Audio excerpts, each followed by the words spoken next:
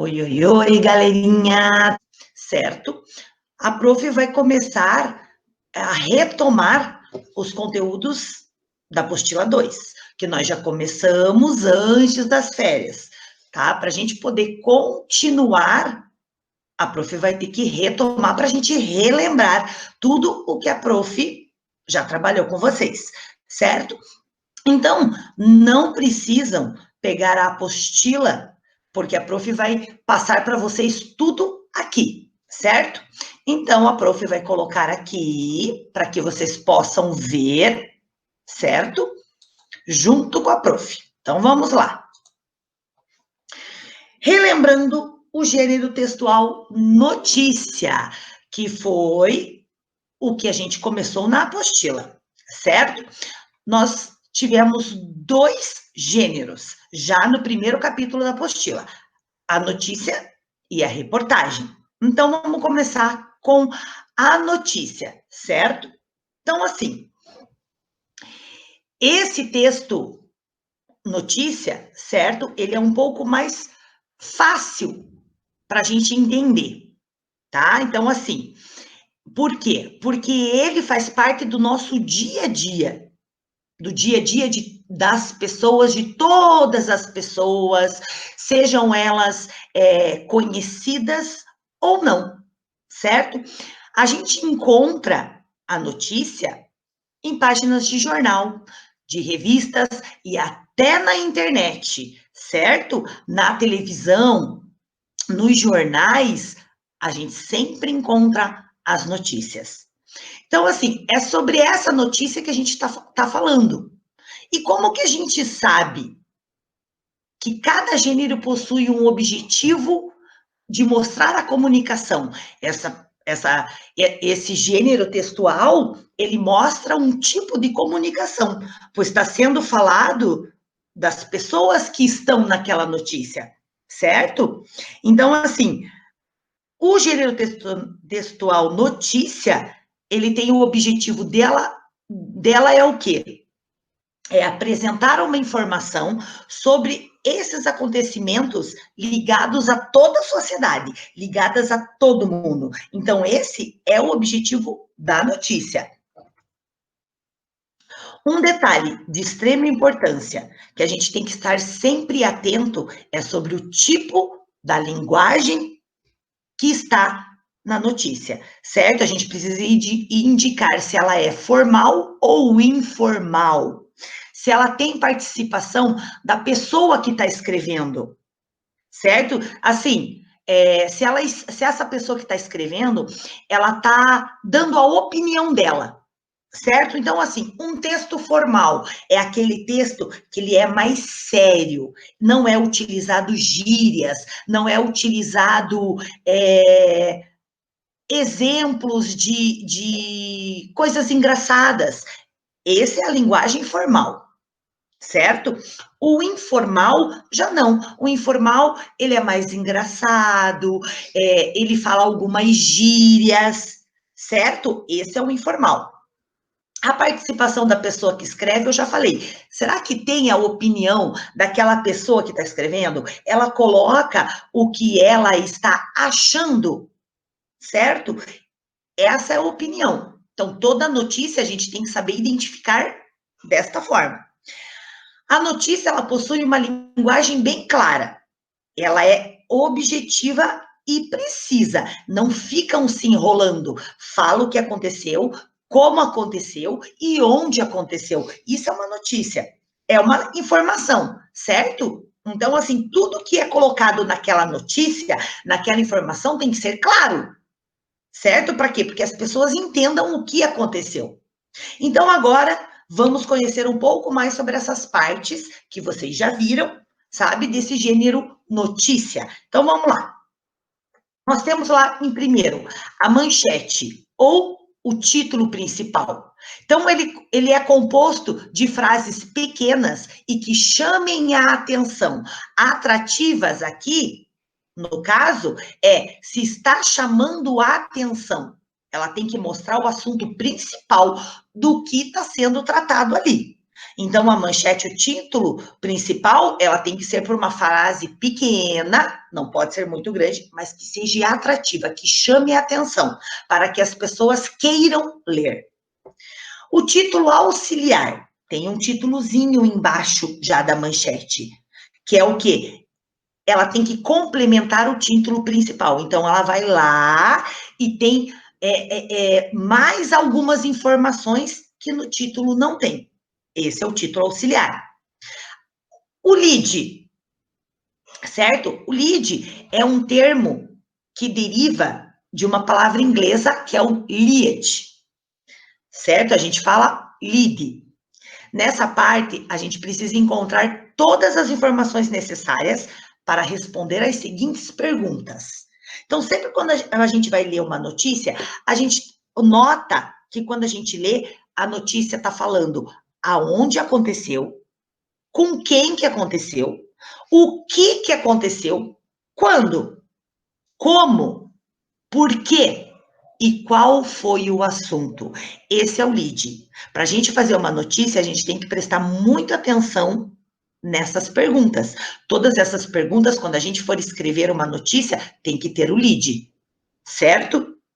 E o corpo da notícia. Nela, há um detalhamento maior dos fatos, de modo que destaque tudo que for mais importante, que é fundamental para que nós, leitores ou interlocutores, possamos entender, certo? Então, o corpo da notícia é a parte que vai mais detalhes. Agora, o gênero textual reportagem. A reportagem é um gênero textual não literário. Ela é considerada um texto jornalístico. É só de jornal, certo? Veiculados pelos meios de comunicação, como jornais, revistas, televisão, internet, rádio e outras coisas mais. O repórter é a pessoa que está incumbida de apresentar a reportagem, a qual aborda temas da sociedade em geral. Por exemplo, quando nós assistimos o jornal na televisão, o jornal, o objetivo dele é transmitir as reportagens. Por quê? Porque tem um repórter que está lá apresentando aquela reportagem, certo? E essa reportagem, ela fala não só de uma pessoa, ou não só de um país, ou não só de uma cidade. Ela fala de toda a sociedade. Isso é uma reportagem, certo? Então, a reportagem também tem uma classificação, que é o quê? O intuito dela é de informar, certo? O objetivo da reportagem é informar. Ao mesmo tempo, está criando uma opinião de nós, leitores, certo? Então, ela possui uma função social muito importante como formadora de opinião, certo? Então, vai lá ser dado aquela notícia. Eu vou ler aquela notícia. E ali, lendo aquela notícia, eu vou conseguir ter pensamentos, eu vou ter ideias, eu vou ter opinião sobre aquilo que eu estou lendo, certo? Por isso que ela é uma importante formadora de opinião, porque é daquela reportagem que eu vou tirar a minha opinião, do que eu acho. A reportagem, ela pode ser um texto expositivo. Expositivo é aquele que mostra, que expõe, como num jornal que a gente está lá folheando, como numa revista. Informativo, que é o quê? Aquele que passa nos jornais da televisão. Ele está informando e ele está expondo imagens, está mostrando imagens, mas ele está informando. Aí o descritivo, aquele que eu ouvi aquela notícia, eu vou escrever, certo? O narrativo é aquele que eu estou fazendo para vocês. Eu estou passando informações, narrando, falando, certo? Ou o opinativo, que é somente os de opiniões, certo? Desse modo, ela pode tanto se aproximar da notícia quanto dos artigos opinativos. Expositivo e informativo, porque ele expõe sobre um determinado assunto. Ele mostra com o intuito de informar quem está lendo. Podem também ser textos descritivos e narrativos, uma vez que descrevem ações e incluem tempo, espaço e personagens. Uma história, gente. Uma história, ela é descritiva e narrativa. Ela apresenta personagens, aonde aconteceu, em que tempo que aconteceu, mostra o que os personagens fazem, as ações dos personagens, certo? Uma história, ela é um texto descritivo e narrativo. E, por fim, um texto opinativo, ou seja, o repórter apresenta as coisas, as informações de valor sobre o que está acontecendo, certo? E aí ele coloca junto no texto dele a opinião das pessoas, o que as pessoas acham. A estrutura de uma reportagem, olha como ela é um pouco diferente da notícia, certo? Embora a reportagem apresenta uma estrutura bem parecida com a da notícia, a reportagem, ela é mais ampla, ela é muito maior e ela é menos rígida na estrutura textual. Menos rígida porque eu não preciso seguir uma ordem, certo? Ela pode incluir as opiniões das pessoas e o que eu, o autor, acho também posso colocar. Ela pode colocar numa reportagem as entrevistas, os depoimentos das pessoas, análise de dados, de pesquisa, causas e consequências, dados estatísticos e muitas outras coisas. Gráficos ela pode pôr, certo? Então, a reportagem, ela é muito mais fácil do que a notícia. A estrutura básica. A gente tem que lembrar que a estrutura básica dos textos jornalísticos ela é dividida em 3 partes. Então, olha como ela é diferente da notícia. Título principal e secundário. As reportagens, tal qual as notícias, podem apresentar 2 títulos. Um principal e mais abrangente, chamado de manchete, e outro secundário, que é uma espécie de subtítulo. E mais específico, não tão grande esse subtítulo, certo? Também tem a lead. Na reportagem, a lead é assim. Na linguagem jornalística, a lead corresponde aos primeiros parágrafos do texto jornalístico, os quais devem conter as informações mais importantes que serão colocadas pelo autor, certo? Que ele vai escrever muito mais.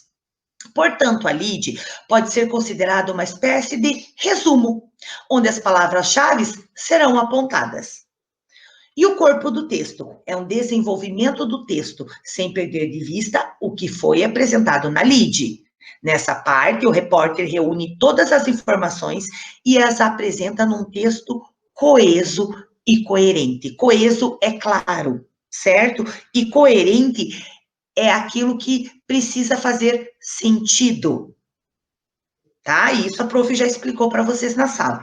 Então, olha como a gente fazer uma reportagem é muito mais fácil do que uma notícia, certo? E assim, eu posso colocar gráficos, posso colocar opiniões de outras pessoas, posso colocar, estou fazendo uma pesquisa sobre ciência, posso colocar um cientista para falar o que ele acha? Posso também. Certo? Então, ela é flexível, a reportagem. Eu posso mudá-la, eu posso acrescentar mais coisas. As principais características da reportagem. Então, tá lá. Textos em primeira e terceira pessoa. Posso colocar eu acho importante? Sim. Eu sou o autor, eu estou escrevendo, então eu posso colocar a minha opinião. Eu posso colocar eu acho importante trabalhar isto, isto, isso. Posso colocar. Posso colocar em terceira pessoa também? Claro. As pessoas que eu entrevistei acham isso. Estou colocando as pessoas são quem? São elas, são eles. Tá aí a terceira pessoa. Posso colocar presença de títulos? Posso. Temas sociais, políticos, econômicos, tudo o que acontece nos países? Posso também. Uma linguagem simples, clara e dinâmica, legal, que chame atenção? Claro que eu posso. Posso colocar o discurso direto e indireto? Sim, eu posso falar o que eu acho e posso falar o que os outros acham, sem colocar nomes. Posso. O discurso indireto, eu posso falar o que a outra pessoa falou sem colocar o nome dela, certo? A objetividade e subjetividade, sim, eu posso chegar lá e ser objetivo, falar é isso, isso, isso, pronto e acabou.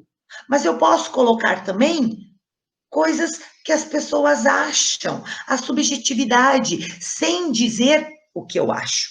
Também posso pôr. A linguagem formal, ali eu tenho que ser mais formal, mais sério. E os textos assinados pelo autor. Também posso assinar lá quem escreveu aquele texto.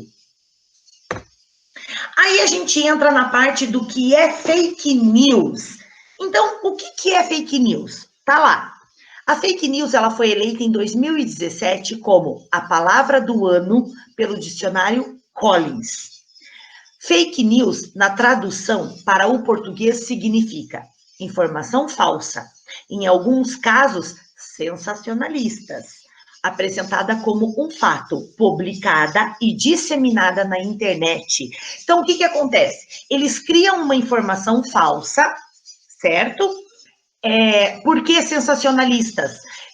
Porque é a sensação do momento. Por exemplo, uma cantora muito famosa. Eles vão em cima daquela cantora muito famosa, criam uma informação falsa, porque ela é famosa, ela é a sensação, e eles apresentam aquela mentira como um fato.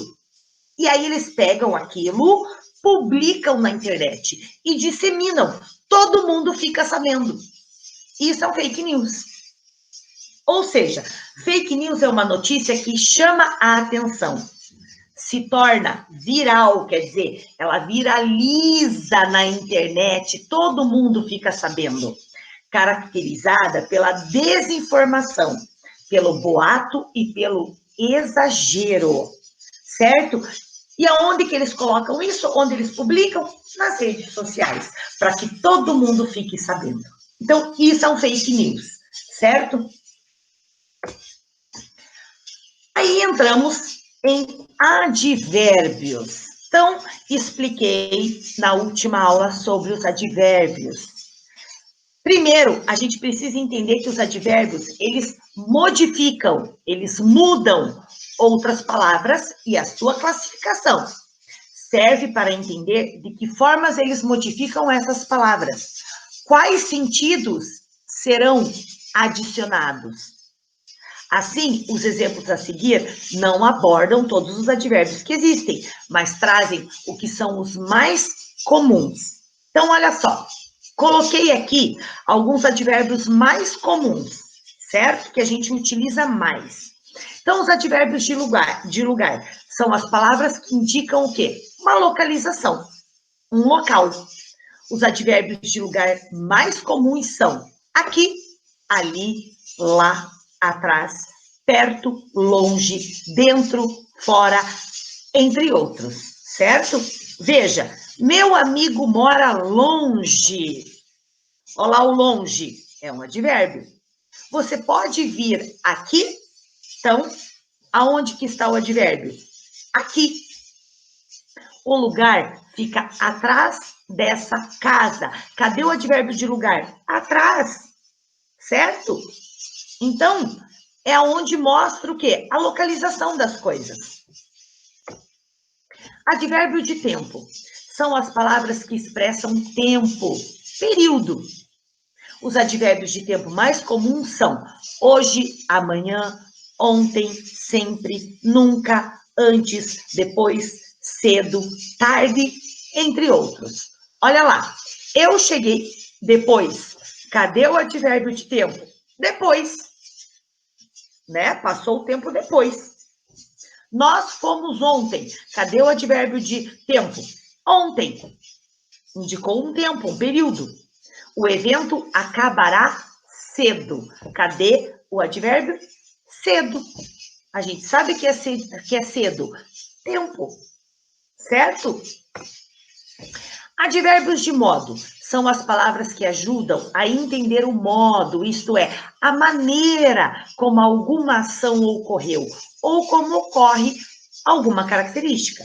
Os advérbios de modo mais comuns são bem, mal, melhor, pior, vagarosamente, rapidamente, entre outros, certo? Também é possível transformar muitos adjetivos em advérbio, de modo acrescentando o sufixo mente. O sufixo mente, ele vem depois da palavra.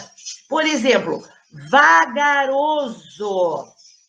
Opa, vagaroso, olha lá, ó. Vamos pegar a palavra aqui, vagaroso, vagarosa, né? Vamos colocar aqui, vagarosa. Olha lá, coloco mente. O sufixo quer dizer depois da palavra. Já não tem a palavra vagarosa?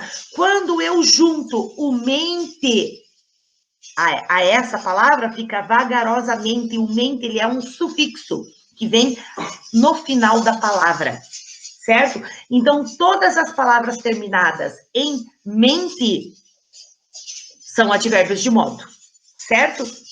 Veja lá, você acabou rapidamente. Eu já sei que aqui o advérbio de modo é rapidamente, por quê? Por causa da palavra rapidamente com o sufixo no final. Tudo ficará melhor. Cadê o advérbio de modo? Melhor. Vocês escrevem perfeitamente. Olha lá, outro advérbio de modo, perfeitamente. Suas tarefas eram bem completas. Olha lá, cadê o advérbio de modo? Bem, tá aqui, ó, bem. Ela era naturalmente cacheada. Naturalmente, ó, também é o advérbio de modo. Advérbios de intensidade são as palavras que ajudam a entender o quão intensa, o quão forte é a ação do verbo ou a característica do adjetivo. Os advérbios de intensidade mais comuns são muito, pouco, demais, bastante, mais, menos, entre outros. Por exemplo, você quer mais suco, quer dizer que ela já tomou o suco. Ela quer dizer, saber que se ela quer mais.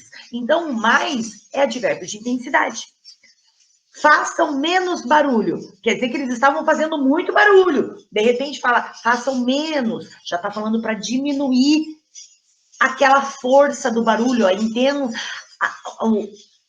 O barulho era muito intenso, era muito forte, era para diminuir, certo? Ela está meio cansada. Já está dizendo que ela não está muito cansada e também não está pouco cansada. Ela está meio. Nós éramos bastante quietos. Quer dizer que eles eram bastante quietos, agora já não são mais. Corríamos muito rapidamente. Quer dizer, já corriam muito mais rapidamente do que eram rápidos, certo? Eles já eram rápidos, mas aí eles correram muito mais rápido, certo? Então, o advérbio de intensidade, ele tem que dar uma força muito maior para isso. Advérbios de afirmação são as palavras que complementam ou reforçam o sentido da afirmação. Os advérbios de afirmação mais comuns são sim, certamente, realmente, entre outros.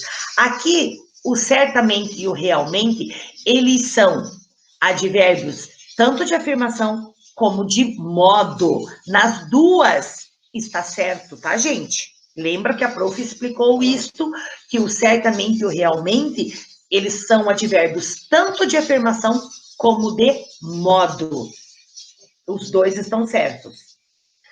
Olha lá, o jurado criticou positivamente nosso trabalho. Positivamente é o advérbio de afirmação. Outro, eu certamente tirarei férias em breve. Então, o certamente é advérbio de afirmação. Advérbios de negação são as palavras que complementam ou reforçam o sentido da negação. Está falando que não. Os advérbios de negação mais comuns são não, nunca, jamais, entre outros. Olha lá, não fizeram questão da nossa presença. Olha lá, o não fizeram. Não, pronto e acabou, é não. É isso, advérbio de negação. Olha a outra, Cláudio jamais faria uma coisa assim. Olha lá, jamais. Já está dizendo que jamais, nunca. É assim que eu entendo. Advérbio de negação. Advérbios de dúvida. São as palavras que dão a ideia de dúvida. Os advérbios de dúvidas mais comuns são talvez, provavelmente, eventualmente, quiçá. Quiçá, gente, não é uma palavra muito conhecida, mas é utilizada como uma dúvida. Quiçá, como que será? Certo? Aqui eles abreviaram o que será, colocaram quiçá. Porventura, entre outros. Então, tá lá o exemplo. Provavelmente sairemos ao anoitecer. Provavelmente. Quer dizer, já entrou em dúvida. Será que a gente vai sair mesmo à noite? Ou será que vai ser final de tarde? Então, já dá uma dúvida. Talvez essa não seja a melhor escolha. Então, eu não sei se eu estou fazendo a escolha certa ou se eu estou fazendo a escolha errada. Então, eu entro na dúvida. Então, eu coloco talvez. Certo? Lembrando, os advérbios constituem uma classe gramatical, cuja função consiste em mudar, modificar, ou seja, dar sentido a verbos e adjetivos e também a outros advérbios, certo? Quando eu falo uma frase que tenha muito tempo, ou muito longe, eu estou usando dois advérbios. Para o quê? Dar o sentido à frase. Então, eu posso usar dois advérbios na mesma frase? Posso. Posso usar um advérbio e o adjetivo? Sim, mas lembrando que um advérbio, ele vai mudar o adjetivo e vai mudar o verbo, certo? E tá lá o que a gente já viu. Sua classificação tem relação direta com as circunstâncias que expressam, podendo ser de tempo, modo, lugar, intensidade, negação, afirmação ou dúvida. Certo? Então, está aqui o nosso conteúdo que eu quis voltar um pouquinho para que na próxima aula a gente possa seguir com os conteúdos da apostila. Vamos voltar aqui somente, certo? Que vocês olhem para mim agora. Então, está assim, fizemos nossa aula hoje, começamos com a retomada de conteúdo, não tinha como a prof continuar sem a gente voltar e lembrar, e agora nós podemos continuar, certo? Com os outros conteúdos. Então, espero que vocês fiquem bem, a prof está com saudades, e até a próxima aula. Beijo para todos.